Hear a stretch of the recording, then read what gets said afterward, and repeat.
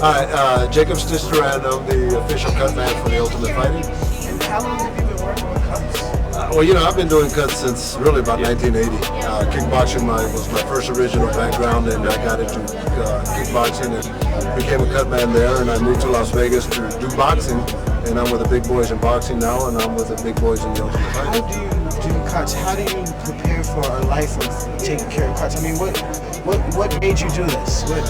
You know, the passion. Hector just asked me that a while ago. You know, getting into kickboxing, I had to learn on the spot because of the elbows and knees and my fighters getting cut. And once I did that, it was a very unique technique that just not anybody could be a cut man. So I studied, tried to follow the format of some of the old veteran fighters and cut men, and did some reading and did a lot of research. And here's where I'm at now. Is there any special techniques to wrapping hands? Well, there's definitely a special technique to wrapping hands, and you know the thing with wrapping a hand is to protect the hand and the points of injury. These are your points. Your knuckles get injured. Here you can see there's a little lump right here. Fighters always get this damage, and then the wrist. But these are points that you got to protect because your hands are part of your weapons, and protect those, and you know.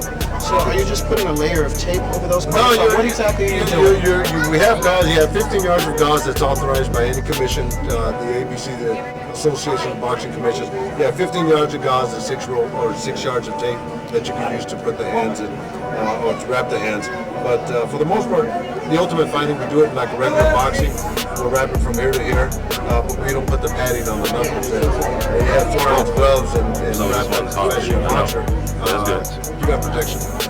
Okay. And what's the hardest thing you've experienced yourself in MMA? Well, it's nothing hard, really. I mean, everything is enjoyable to me. I can expect maximum cuts for each event because of the elbows and the knees and the striking and everything. But the organizations, the MMAs, that working with boxing and not being organized and doing the MMAs, Ultimate Fighting specific, they're very professional and efficient. And in that aspect, it's not hard. It's a pleasure working with you.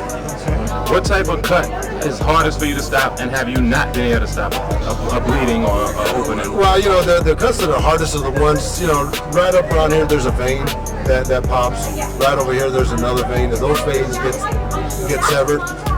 They're really kind of tough to stop. And a lot of times, if you don't stop a cut, as long as you control it, keep it away from the fighter's eyes, it doesn't damage him. Lose a little bit of blood. It's more theatrics than anything else. But as long as you keep it controlled, keep it out of his eyes, and keep the safety factor as great as you can, and the dangerous factors as minimal as possible, then you've done the job. Nice. All right. And what's a business lesson you can share with us about mixed martial arts? Well, for businesses, get into it. If you're not into it right now, it's the fastest growing sport out there right now, and you can see all the events are always sold out, and there's nothing like MMA. So if you haven't gotten into MMA, get into it. And the name of this one is called Pain and Glory. Can you share with us what some type of pain that most people go through before they reach the glory?